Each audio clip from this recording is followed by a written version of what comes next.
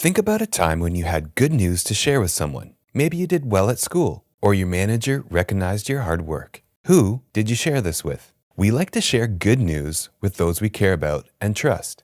But many of us find it hard to tell someone if we're not doing so well. This can be especially true for those of us living with mental health challenges or illnesses. In fact, 42% of Canadians were not sure if they would socialize with a friend who has a mental illness. So you can see the impact that stigma can have on us talking about our mental health. Some even said the stigma can be worse than the illness itself. And this stigma can prevent people from getting help early or even at all. It can limit the supports people need to get better.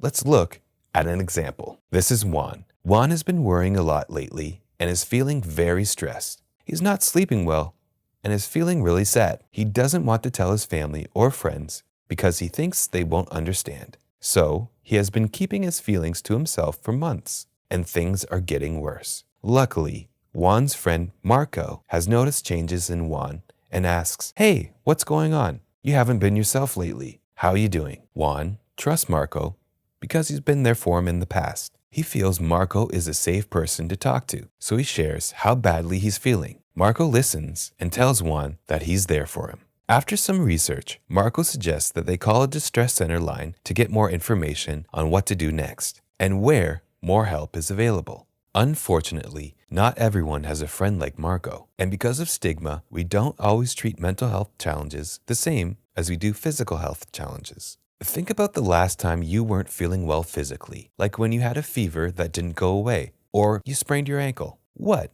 did you do? You probably told someone close to you and went to get it checked out right away. Just like physical health challenges, we need to treat our mental health in the same way. It's important to talk to a healthcare professional if you're having challenges with your mental health.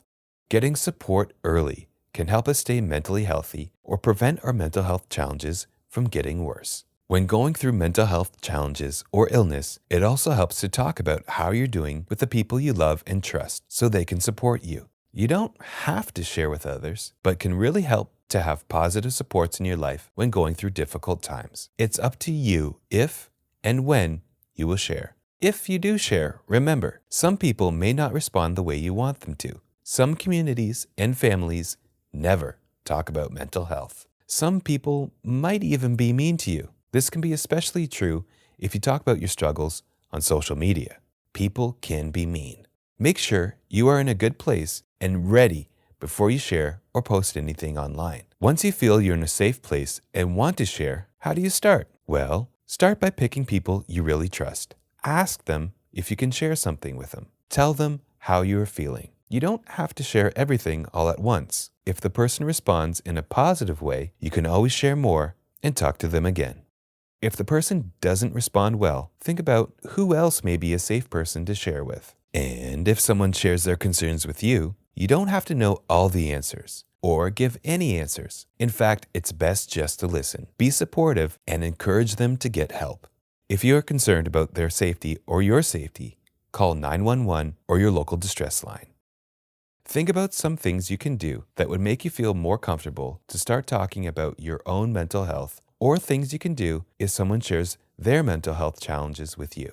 Write these things down so you can go back to them when you need them. For more info and resources on mental health and mental illnesses and when and where to get help, check out havethattalk.ca. Brought to you by Ottawa Public Health with support from Bell Let's Talk.